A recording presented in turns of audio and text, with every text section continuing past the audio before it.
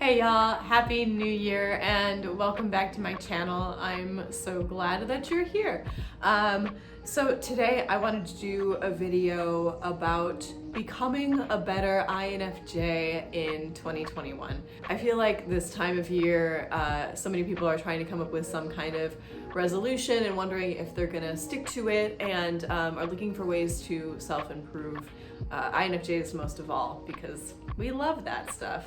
I thought that I would go over some things that I want to work on, that I'm currently working on, and maybe some ideas for you if you haven't really thought about what you want to focus on this year. So, without further ado, the first thing you can do is to start right now, leave the past in the past. It's already done, and the best way that you can move forward and become a better person in your life is to start with a clean slate. And if the new year has any kind of significance or feeling of newness and freshness for you, now might be the best time to do that more than ever. Basically, all that would entail is acknowledging and accepting the things that have happened in the past that led you to the point that you are at now. Thank the past for the lessons that it has taught you and the place that it has brought you, and then just let it go and start fresh. And I know that seems easier said than done, because it is, but that's something that you could work on every day, is thinking about something that happened in the past that you are really holding on to and dwelling on, and saying thank you, I acknowledge that this happened, and letting that go and moving forward from there. Number two, and this is one that I feel like almost every INFJ needs to hear, and me most of all, but is take more breaks. And I mean socially and physically.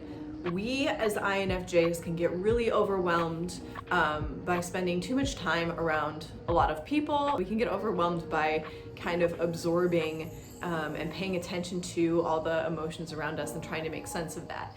And same thing with being out in an environment that has a lot of stimuli. We are kind of constantly taking in all that information and those feelings and everything surrounding us. And so if we don't take time to get alone and process that in our introverted intuition, time to actually be introverted and go inside ourselves, pretty much gonna explode. I think maybe if you know you're an INFJ, you've probably had a point where you've really overdone it and you probably have some kind of meltdown or breakdown. You can't function anymore. There's a point where you just can't do it. So a way to avoid that big crash and burn is to really allow yourself to get away. And that means maybe saying no to things, maybe hurting some feelings. You probably won't hurt any feelings, but being able to say, no, I need this time, I need to go do this for me.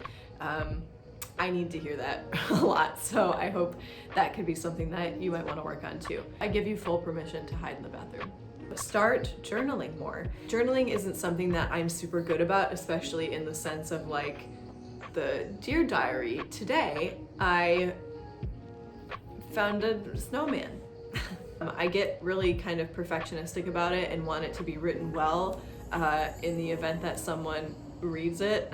Instead of being perfectionistic and idealistic about that, the kind of journaling I would suggest is to try to start making lists. You know, the things that you want to accomplish in your day, that, and then also just like general, like I'm feeling this happened, bullet pointed lists that you can just kind of get things out onto paper help a lot with managing all of the madness that is happening up in our brains. Find a routine physical activity. I know we don't really want to hear that as INFJs because like, ugh, icky being in my body, that sucks.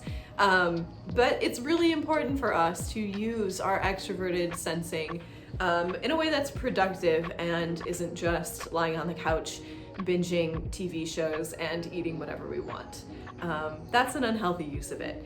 But I would suggest something simple, if you're not a big exerciser right now, would be going on a walk or starting some simple yoga. Exercise is free, it's out on YouTube. You don't have to go to a gym or go anywhere with other people to do it.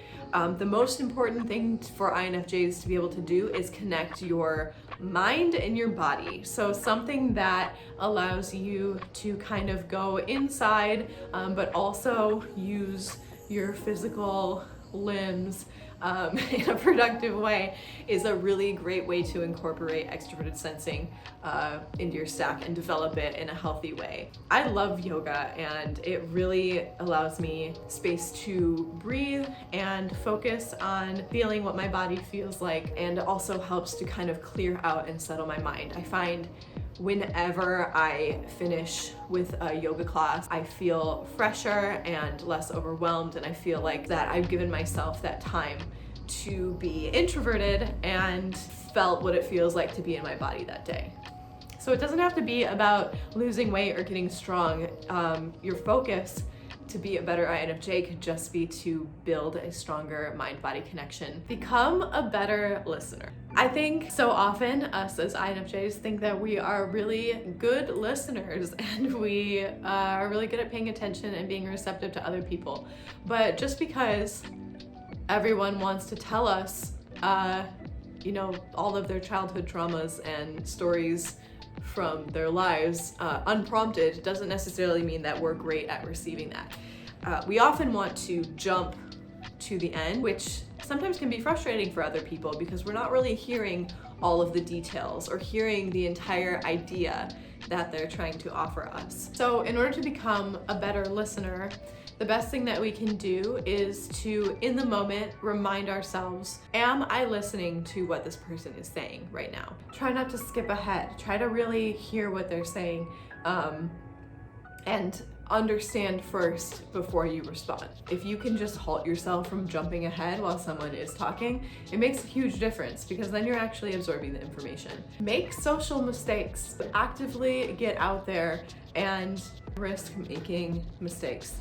New people can tend to feel kind of overwhelming to us, and we often feel like social misfits and like no one understands us. It can cause us to put a wall up and just double down because we assume, well, you're not going to understand me anyway, so why should I even try? But people can smell that, so it's up to you to risk making social mistakes and messing up and putting yourself out there and trusting that people will forgive you for that. The people that are worth your time will be the ones that stick around and want to get to know you better, but you have to give them the chance. You could become less awkward this year.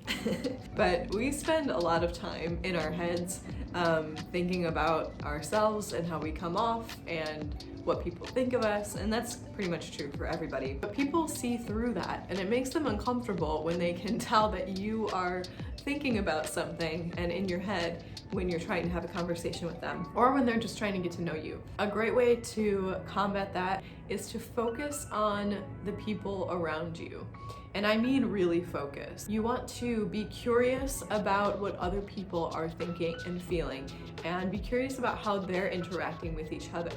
I find that if I'm in a new group and I feel really uncomfortable and worried that people are picking me apart, the more that I can focus on how they might be feeling and how they might feel awkward and uncomfortable, and thinking about how I can put them at ease and make them feel comfortable puts you in a position of power. And it's actually something that we're really good at, but we're not good at it unless we tap into that extroverted feeling. Get out of your head and focus on them, and people really love it when you are interested in them, when you are trying to be a good friend to them and be receptive to them, and that makes you totally human, totally relatable, and a lot less awkward.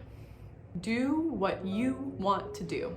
I think because of the way that we are built, we often rely on our extroverted feeling to make judgments. It's our judgment function. We will wait around to see what the other person or the group wants to do, and then we're always very likely to do whatever that is because it makes everyone happy. But a lot of the time we are denying ourselves the opportunity to say what we want, and then we spend a lot of our lives getting looked over and feeling walked over and feeling frustrated because everyone else gets to do what they want but you don't. But it doesn't have to be that way. INFJs need to tap into their introverted thinking, which is our tertiary function, but is also a decision-making function. And it has to do with the facts and what is accurate. What do you want?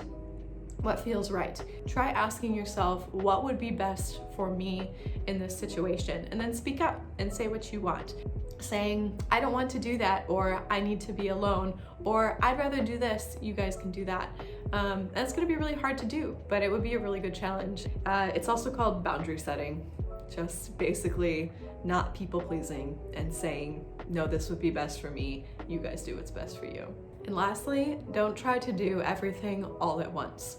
I know for me, it can be really tempting to hear all of these things and be like, I'm gonna do all of this. Watch me, I can do it. We tend to be really idealistic, perfectionistic people as INFJs, and we really love that self-improvement drive, looking for ways to better ourselves, but we can really burn ourselves out easily if we try to accomplish everything at once. If any of these spoke to you, pick one and do that for the year, or do it for a month and then switch to something else.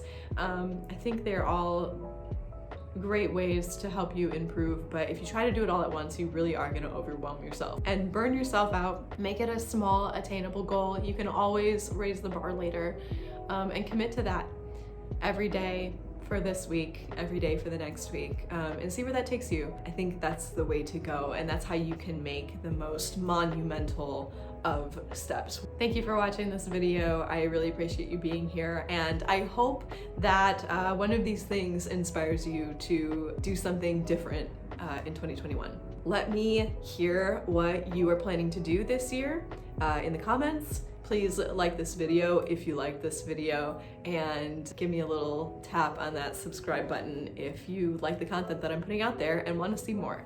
I really appreciate it. I hope you have had a fabulous New Year's Eve and happy New Year's Day, and I wish you all of the success in 2021.